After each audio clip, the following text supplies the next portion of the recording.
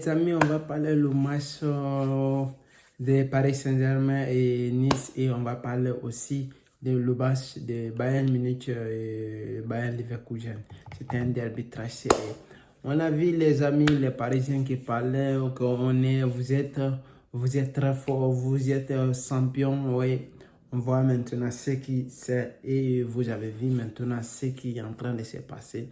Et c'est la vérité, les gars. On va commencer le débrief. Le match de Paris Saint-Germain, Nice, d'ailleurs, et au Parc des Princes, d'ailleurs, aujourd'hui, c'était au revoir de Marco Verratti et on l'a bien accueilli et bientôt, il doit partir au Qatar. Mais vous avez vu le match, c'était le match d'individualité Paris Saint-Germain. Nice qui les a battus dans leur propre installation. Parc des Princes, c'était rempli de l'ambiance, mais malheureusement, ils n'ont pas pu faire, c'était seulement de l'individualité. Et c'est ça, c'était la vérité. Vous avez vu comme de l'année passée, vous disiez c'était Messi le problème, c'était Neymar le problème. Alors Neymar est parti, Messi est parti, maintenant on vous a battu déjà dans votre propre installation. C'est ça, ça n'a rien à dire. Vous avez validé votre billet, vous avez validé votre niveau et c'est ça la vérité. On va parler un peu de Bayern, après on va continuer avec Paris Saint-Germain, c'est ça la vérité. Alors Bayern Munich, d'ailleurs, à la 8e minute, Harry avait marqué le premier but. Et mais malheureusement, Alonso il est en train de faire le bon travail. Et Bayern Leverkusen, ils ont fait la remontada et ils se sont, ils ont égalisé et ils se sont quittés de 1 point partout. Et c'était ça le match de Bayern Munich. Harry Kane qui a marqué son deuxième but en Bundesliga, ça c'est une bonne chose pour lui. On va parler maintenant, on va revenir maintenant au match de Paris Saint-Germain. D'ailleurs, comme vous le disiez souvent, que Messi ne faisait rien, Neymar ne faisait rien. Ils sont plus là maintenant. Comme j'ai lu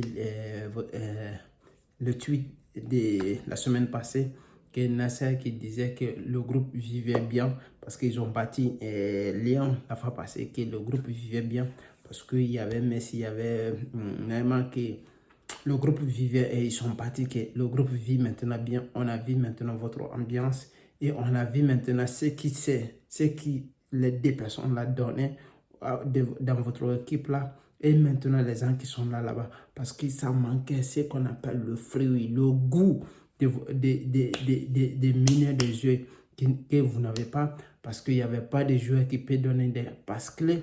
Il n'y a pas de joueur qui peut faire la différence. Le seul, sauf Mbappé qui a fait ce qu'il pouvait faire. Dembélé qui partait, qui prenait la vitesse, mais la finition, c'est autre chose. Et idem, Hakimi qui prenait la vitesse, mais la finition, c'est autre chose. Avec des attaquants, mais malheureusement, le milieu de terrain, ça ne fonctionne tout simplement pas. Il n'y a pas Verratti, mais le milieu de terrain, il n'y a pas automatisme. On ne trouve pas un joueur plus technique qui peut casser les lignes de Paris Saint-Germain. À mon analyse, il n'y a pas de joueur qui peut casser des lignes.